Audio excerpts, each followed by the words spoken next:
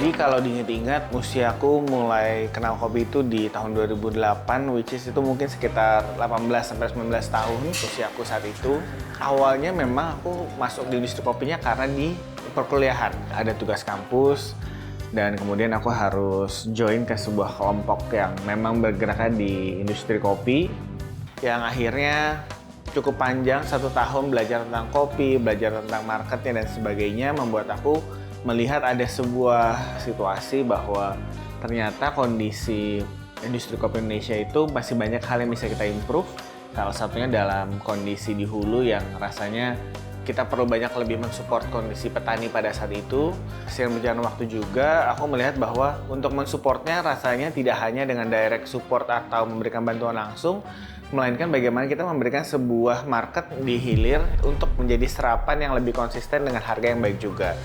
Makanya 2015 mungkin itu berjarak 7 tahun memang. 7 tahun itu aku banyak belajar kopinya, tapi di tahun 2015 itu aku menetapkan diri bahwa gimana caranya aku punya F&B ku yang kedua sebagai diversifikasi usaha.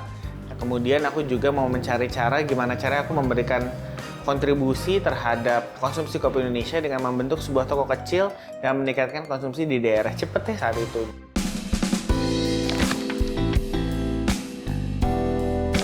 Aku memang ke Australia tidak spesial untuk belajar tentang kopi, namun singkat cerita memang aku punya keluarga, kakakku sendiri lagi sekolah di sana.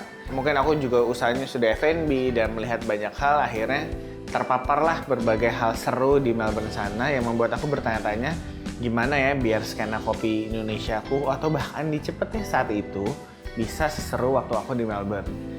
Seiring berjalan waktu, aku mencoba mempelajari selama 1 bulan di Melbourne. Ternyata ada 3 hal yang cukup krusial waktu itu adalah kenapa konsumsi kopi di Melbourne tinggi, yaitu adalah iklim, tata kota, dan juga purchasing power-nya.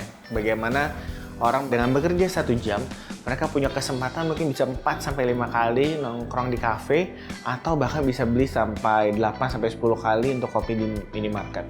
Disitulah aku merasa aku perlu menemukan cita rasa yang disenangi sama tetangga di Cipete supaya membuat orang dari jarang ngopi jadi sering, dari nggak ngopi jadi ngopi.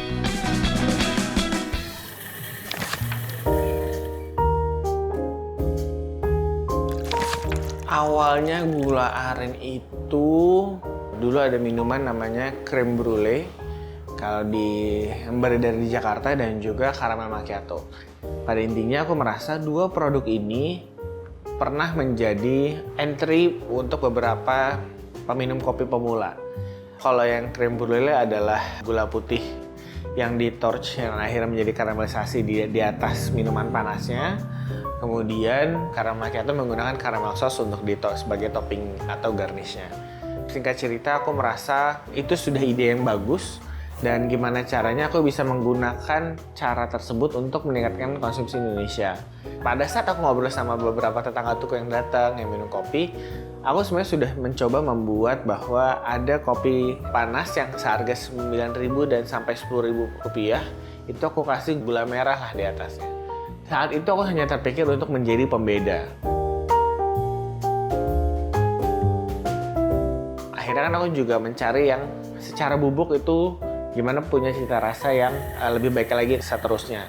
Seiring berjalan waktu ngobrol sama tetangga tuku, mungkin ada kali ya sekitaran 10 orang yang punya resep berbeda-beda gitu setiap orang. Tapi ujung-ujungnya sama mereka pengen sebuah rasa kopi yang masih nendang tapi ada cita rasa manisnya. Rasa manisnya tidak menghilangkan karakter kopi Indonesia itu sendiri.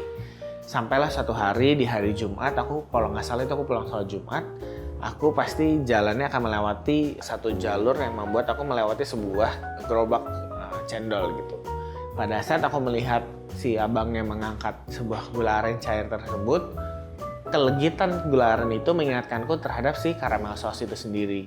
Dan akhirnya pulang dari sana aku langsung beli caramel sauce tersebut dan aku coba.